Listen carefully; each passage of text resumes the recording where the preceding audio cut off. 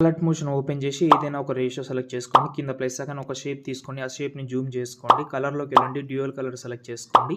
ఈ centre option click చేసి ఇలాగైతే డాట్‌ని తీసుకురండి.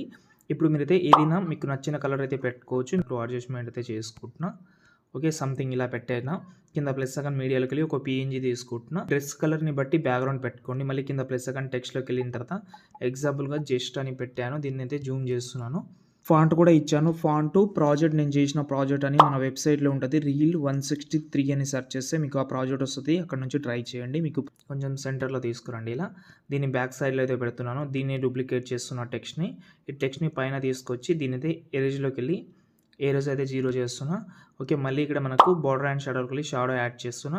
షాడో అయితే వైట్ కలర్ పెడితే ఇలాగైతే మనకు టెక్స్ట్ అయితే అయిపోయింది. డూప్లికేట్ చేసుకోవచ్చు మీరు. డూప్లికేట్ చేసి ఏదైనా టెక్స్ట్ పెట్టాలని అనుకుంటే పెట్టుకోవచ్చు.